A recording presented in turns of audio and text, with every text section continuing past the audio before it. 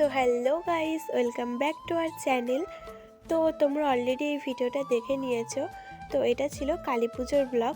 তো কালী পুজো আমাদের ক্লাবে যে হয়, ভারতী ক্লাবে, তো প্রত্যেকবারই হয়। আমি আগের বারেও ভিডিও পোস্ট করেছিলাম, বাট ওই ভিডিওগুলো আমার কাছে নেই, আইডিটাও নেই। তো বেসিক্যালি আমাদের ভারতী ক্লাবে কালী পুজো ধরো 4 দিন থাকে ঠাকুর। তো ফার্স্টের দিন তো পুজো হয়, সেকেন্ড দিন ঠাকুর দেখতে আসে মানুষে, তো তারপরে তো প্রোগ্রাম হয়। তো ওই ভিডিওটাই পোস্ট করছি।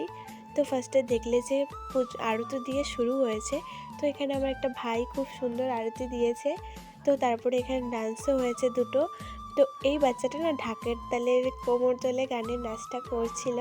তো তারপরে দেখো এখানে আমি কি করছি, আমি কিন্তু সব খেলাতেই নাম দিয়েছিলাম।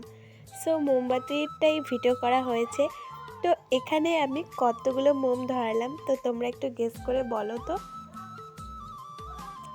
তো আমি একটা কাঠি দিয়ে আস্তে আস্তে ধরাচ্ছিলাম, আমার হাতে আগুন লেগেছে, কিন্তু আমি তাও ধরিয়ে গিয়েছি যে যদি পাই। তো দেখো আমি এখানে 13টা মোমবাতি ধরিয়েছিলাম, আর একটা যদি ধরাতে পারতাম তো কোনো পজিশনে থাকতাম, থার্ডে থাকতাম, হয়তো ড্র হতো, আবার দিতাম, বাট একটার জন্য পাইনি। তো তারপরে ভিডিও করা হয়নি, অনেক রাত্রে বাড়িতে এসেছি। বাই দ্য ওয়ে, তো এটা ছিল নেক্সট দিন, যেদিন দশমী।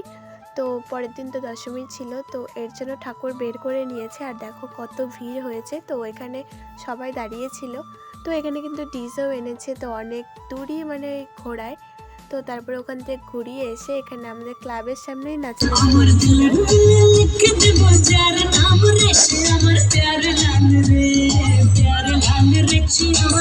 তো এখানে ডিজেটা সেট করেছিল আমাদের ক্লাবে।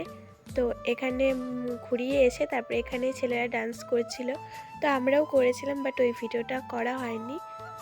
তো আমি একটু গানটা দিলাম, যদি কপিরাইট খাই তাহলে ডিলিট করতে হবে। তো তারপরে দেখো আমরা এখন এই যে নদীতে যাচ্ছি ভাসানিতে, তো এখানেও ডান্স হচ্ছিল। তো আজকের ভিডিওটা এই পর্যন্তই। ভালো লাগলে লাইক কমেন্ট শেয়ার করে দেবে। তো আজকের মতো টাটা।